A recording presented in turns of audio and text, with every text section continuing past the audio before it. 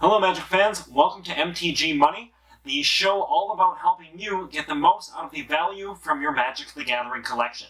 I'm Matt, your host and owner of EC Hipstar Games in frosty Eau Claire, Wisconsin. In this week's episode, we're going to take a look at the timing for selling cards from your collection, which will kind of serve as a companion piece to last week's episode where we talked about different methods for selling your cards. First off, let's address the elephant in the room, which is that due to the pandemic, 2020 and 2021 are going to be years like no other and affect the normal cycle in the Magic card value market. Due to a lack of supply, as players haven't been able to gather at their local game stores and Magic Fests, where they would typically be selling their cards to vendors, we've seen prices on Commander staples primarily shoot through the roof. We're just starting to see quite an increase on a lot of reserve list staples.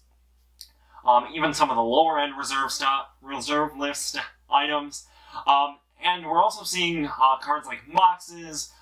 Dualies, and some of those old school items that had popped off a couple years ago are also raising with that lack of supply. What I would expect through the year is that until we have sanctioned tournaments in the form of smaller tournaments at your local game store and really Magic Fests where you're going to see vendors with a lot of money to buy cards, we should probably expect prices to keep on an upswing for a lot of our Commander staples. Now that that's been addressed, let's talk about the normal card market and how you might want to go about selling your cards. Typically, we see card values being highest in the spring around March, April, and June as people get their tax returns, giving them disposable income, some of which they spend on Magic cards. Then summer comes, people move to other activities where it's warmer out, and you'll see some little bumps as new sets come out that may affect values of previous cards that may slot into new decks. We'll also see a little speed bump, typically right around Black Friday as people get into holiday spending, and then things cool off again until the spring of the next year. Exploring this point, we're going to take a look at a revised Volcanic Island. You can see it really jumps up in the spring of 2014, then again in the spring of 2016, and then again in 2018, which coincided with some Bitcoin sell-off, and it's suspected that a lot of people moved in to some reserve list staples like dual lands during that time.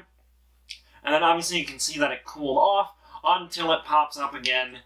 in the spring of 2020, which again is somewhat due to tax returns, but as we know also very much due to the supply issues coming from the pandemic.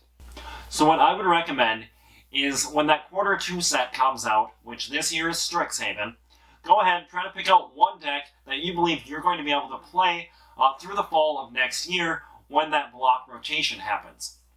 This would allow you to sell off anything that you're not playing from the block that's going to rotate out, generally before the prices take a big dive. Also, it's going to coincide with when the prices are highest. One other thing to keep in mind when thinking about when to sell cards from your collection is new sets that might be coming out, such as the forthcoming Time Spiral Remasters set. If you're paying attention on New Year's Day, Gavin Verhey on Twitter revealed that Lotus Bloom is going to be one of a series of cards that are going to be foiled in the old border and kind of with the old foil like shooting star mark. Don't know whether or not that's going to be the old foiling process, but we can hope. Anyway though, so when a master set or something of this sort comes out,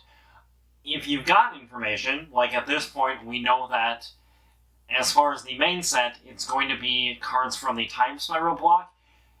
this would be a good time to sell out of anything that you're not using from Time Spiral, because we can reasonably assume that if it's somewhat playable from those 3 sets, there's a good chance that it's going to get reprinted, which is probably going to tank the value. We see the same kind of things when a master set is released, and if you've been following this channel since before MTG Money was a show,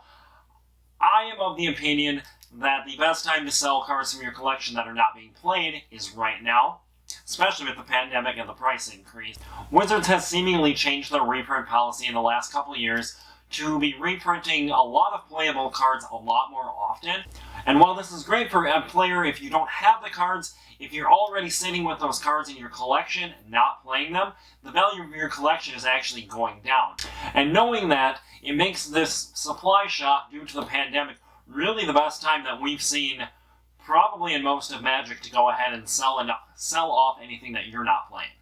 And that wraps up this week's episode. If you like what I'm doing, please go ahead and like and subscribe to the channel. And I will see you here next week, where we will take a look at some Kaldheim spoilers.